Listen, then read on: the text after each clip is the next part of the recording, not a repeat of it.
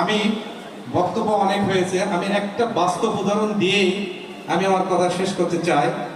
আমার বাড়ি যেহেতু ধুন্দার গ্রামে, আমাদের একটা সংস্কৃতি আছে। আমরা যখন পড়াশোনা করেছি, বুরইল এই গ্রাম থেকে অনেকেই আমাদের সাথে পড়াশোনা করেছে। আমাদের আগের ব্যাচে অনেক ভাই ওখানে ধুন্দার স্কুলে পড়াশোনা করেছে। আমরা প্রতি বছর রমজান মাসে আমরা একটা অনুষ্ঠান করে থাকি এই এলাকায়। ঈদুল ফিতর অনুষ্ঠানে আমরা ক্রিকেট খেলি, এখানে সকল ধর্মের সবাই উপস্থিত হন। মানে আমরা যারা বাইরে চাকরি করি, এখানে উদ্দেশ্যটা হইল এক জায়গায় এক বছরে দেখা হয় না।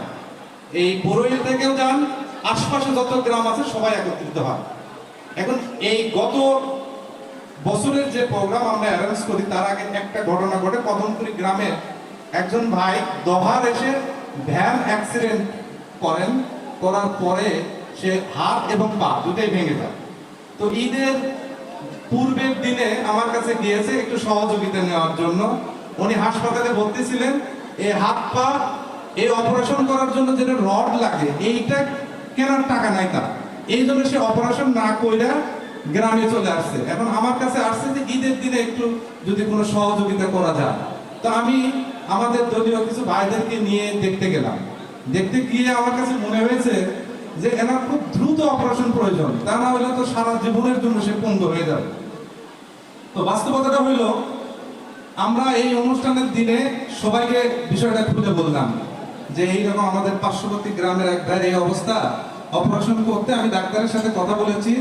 উনি বলেছে অপারেশনে কোনো টাকা নিব না, এই উপকরণের দাম হইল 25,000 টাকা। এইটা দিলেই শেরপুর ইসলামী হসপিটালে ওনারা অপারেশন করে দিবে। তো আমি এইটা যখন ওখানে বললাম, আমাদের ধন্দার হিন্দু পাড়ার শ্রী প্রতাপ কুমার, প্রশান্ত দাদা, এনারা খুবই আপনারা জানেন যে এনারা অনেক বড় বড় জায়গায় চাকরি করেন। এখানে হিন্দু মুসলমান নাই, আমরা সবাই মিলে ইনস্ট্যান্ট ওখানে 25,000 টাকা তুললাম। এই অনুষ্ঠানে আমার কাছে মনে হয়েছে এখানে কি হিন্দু মুসলমান এইটা নিয়ে কোনো ভেদাভেদ আছে?